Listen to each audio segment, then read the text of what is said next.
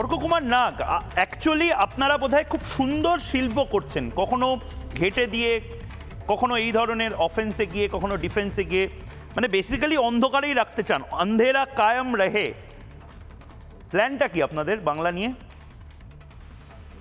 না, আমি বুঝতে পারছি না। আজকের যে লিস্টটা বেরিয়েছে, সেই লিস্টটা মানে গতকাল যে লিস্টটা বেরিয়েছিল আর কি, সেই লিস্টটা তো এরকম কোন লিস্ট নয় যে সিবিআই কাদের বিরুদ্ধে চার্জশিট দিচ্ছে, কাদের অ্যারেস্ট করছে, কাদের বিরুদ্ধে ক্রিমিনাল প্রসিডিং করছে।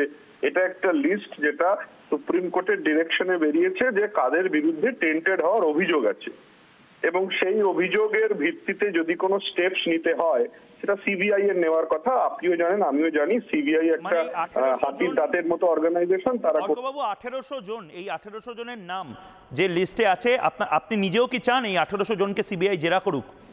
কারণ এরা কাকে টাকা দিয়েছে, এরা চাকরিটা রোল জাম্প করে পেয়েছে কি করে, এটা আপনিও নিশ্চয়ই চান। ময়ূকদা, আপনিও জানেন, আমিও জানি, সিবিআই কোনো ইনভেস্টিগেশন করবে, এটা একটা মানে স্পেশাল টাস্ক ফোর্স আপনারা দায়িত্ব দিন না, রাজীব কুমারকে দায়িত্ব দিন না। Rajiv Kumar on camera, Rajiv Kumar on camera এদেরকে ইন্টারোগেট করে জিজ্ঞেস করুন, সাথে ইনভলভ হতে পারে বা সিবিআই। আমি ধরে নিলাম সিবিআই তে আপনাদের ভরসা নেই। অর্কবাবু, কেউ ঘুষ দিয়ে চাকরি পেয়েছে মানে কেউ তো ঘুষ নিয়েছে। ঘুষটা নিয়েছেন কারা তৃণমূলে, এইটুকুই তো আমাদের জানা। আপনি আমাকে একটা কথার উত্তর দিন না, এতদিন যে ভেরান্ডা ভাজার দায়িত্ব ছিল সিবিআই এর উপরে, বলতে পারলো না কেন? কারণ আপনারা ব্যর্থ হয়েছেন বলে, আপনারা এত শৈল্পিক ভাবে অভয়ার মতন এভিডেন্স ট্যাম্পার করে দিয়েছেন বলে। মানে তার মানে যদি সব রকম ভাবে তৃণমূল সিবিআই এর থেকে বেটার হয়, তাহলে সিবিআই এর হেড চুজ করার দায়িত্ব আপনাদের বিরুদ্ধে তো এই প্রশ্নটা ওঠে যে এই 1800 জনের লিস্টটা, আপনার কি মনে হয় এই 1800 জনই শুধু টাকা দিয়েছে? হাতির দাঁতের মতো, না হোমে না যজ্ঞে। সিবিআই এর অফিসারদের মাইনে বন্ধ করে দেওয়া উচিত, ওদের উপরে পয়সা খরচা করার থেকে গরিব লোককে খাওয়ানো বেটার। ঠিক বলেছেন, মানে খাটের তলায় আরো বেশি টাকা রাখাটা বেটার। বিক্রম ব্যানার্জি, বড় অভিযোগ কৌস্তব বাগচি এখানে করছেন যে এই 1800 লিস্টে এক্সস্টিভ নয়, 8000ও হতে পারে এই লিস্ট, এবং এই লিস্টে সবাই যে টাকা দিয়েছে এমনটাও নয়, হয়তো কিছুটা প্রেসার কুকারের মতন একটু ভাল দিয়ে যে প্রেসারটা সেটা বের করে দেওয়া হলো। বিক্রম, কৌস্তব বাগচি যেটা বলছেন সঠিক কথাই বলছেন, কারণ এই মামলাগুলোর সাথে আমি অতপ্রতভাবে যুক্ত। এই 1800 লিস্ট হবে না, এই লিস্ট মিনিমাম 6 থেকে 7000 হবে।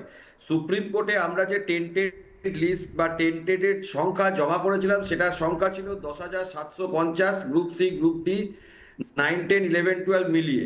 সেখানে গ্রুপ সি গ্রুপ ডির যদি 4000 বাদ দিই, সেটা মিনিমাম 6000-এর উপরে টেন্টেড হবে, এটা আমাদের ধারণা। এই 1800 জন হবে না, এটা আমি আপনাকে একদম স্পষ্টতই বলতে পারি। এরপরে আরও মামলা আছে, তারপরে এদেরকে বার করতে হবে। দ্বিতীয় কথা, এই যে জেনুইন কারা, সেটা single bench, division bench, supreme court bar করেনি। আবার যখন ডিভিশন বেঞ্চে চলে আসলো বার করেনি, আবার যখন সুপ্রিম কোর্টে গেল তখনও কিন্তু জেনুইনদের লিস্ট কখনো কোর্টের কাছে যায়নি। এই ধামাচাপা দেওয়ার জন্য অর্ডারের 42 নম্বর প্যারাগ্রাফে স্পষ্টত সুপ্রিম কোর্ট বলেছে পুরো প্যানেল বাতিল। আজকের দিনে দাঁড়িয়েও আপনি দেখবেন জেনুইনদের লিস্টও বেরোলো না। সরকারের এই লিস্ট, এই যে অর্কনাথ যেটা বলছে সুপ্রিম কোর্ট অর্ডার দিয়েছে বলে, সরকার এই লিস্ট কেন স্বতঃপ্রণোদিতভাবে বার করেনি? এই লিস্টটা স্বতঃপ্রণোদিতভাবে বার করে দেওয়া উচিত ছিল। এরা জেনুইন, এরা ফেক, এরা অমুক, এরা তুসুক। এবং এই লিস্টের মধ্যে আপনি দেখবেন একটা ফেক বা আনফেক, সেটা তো ইনভেস্টিগেশন করার জন্য অর্গানাইজেশনকে পোষা হচ্ছে, সেই অর্গানাইজেশনকে পুষে রেকর্ড কি না। না, আবার কথা, তুমি নিজে জানো ম্যাটার অফ, আজকে তাহলে বার করলো কি করে? তাহলে আজকে সুপ্রিম কোর্টকে বলো আমরা বার করতে পারবো না, তুমি ভুল করছো না। এইটা তাহলে অ্যাপ্লিকেশন করে সুপ্রিম কোর্টে বলো না। তুমিও আদার সাইডে তুমি অনেক মামলায় আমার সাথে আছো, তোমার তুমি তাহলে একটা সুপ্রিম কোর্টের কাছে অ্যাপ্লিকেশন করো, তুমি স্টেটের হয়ে দাঁড়াও। অর্ক শোনো, তুমি স্টেটের হয়ে দাঁড়াও, তুমি স্টেটের তরফ থেকে অ্যাপ্লিকেশন সুপ্রিম কোর্টে জমা দাও। এই লিস্টটা এক্সস্ট আমরা বলতে পারছি না, এই তুমি জমা দাও একটা পরের নেক্সট ডেটে গিয়ে সুপ্রিম কোর্টে একটা জমা দাও যে এটা বলতে পারবো না, এটা জেনুইন কি টেন্টেড আমরা বলবো না, এটা বলে জমা দাও। তাহলে সুপ্রিম কোর্ট বলে যে টেন্টেড লিস্ট বার করতে, এইখানে ক্যাটাগরি আর সিবিআই এখানে কি করে আসছে?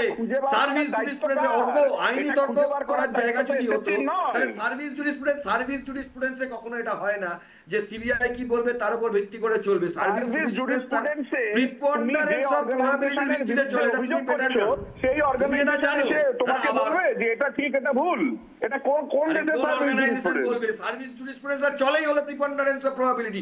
তোমার যদি ডাউট থাকে স্টেটের এরা টেন্টেড নয়, যাদের বিরুদ্ধে অভিযোগ করছে তারা তোমাকে বলবে যে এটা ঠিক থাকে এরা টেন্টেড নয়, তাহলে সুপ্রিম কোর্টের কাছে অ্যাপ্লাই করো না স্টেটের তরফ থেকে।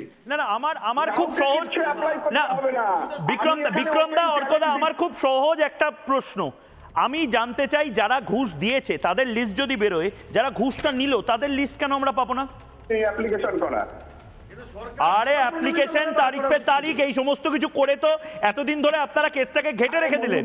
তারিখ পে তারিখ তো করতেই হবে। এর জন্য 26,000 আপনারা লিস্টটা প্রকাশ করে দিলেই তো এত কিছু হতো না, সুবল সোরেন মারা যেত না। 15,000 জেনুইন লোকের চাকরি চলে গেল, 15,000 জেনুইন লোকের চাকরি চলে গেল এই প্রকাশনা বলে। বিক্রমদা তুমি একটা জেনুইন লোকের চাকরির লিস্ট আপলোড করো, তারা আমাদের নামে যখন দোষ দিয়ে তোমরা যাচ্ছে যে জানো আমাদের কে জন্য জেনুইন কে কেন আনজেনুইন, তোমরা যখন জানো যে গভর্নমেন্ট প্রপার লিস্ট দিচ্ছে না, তোমরা একটা নিজেরা ওয়েবসাইট করে আরে সেটাই তো বলা হচ্ছে অর্ক, পাবলিশ করলে অর্ক সেটাই। এটা কিরম অর্ক, এটা একটা হাস্যকর কথা হলো।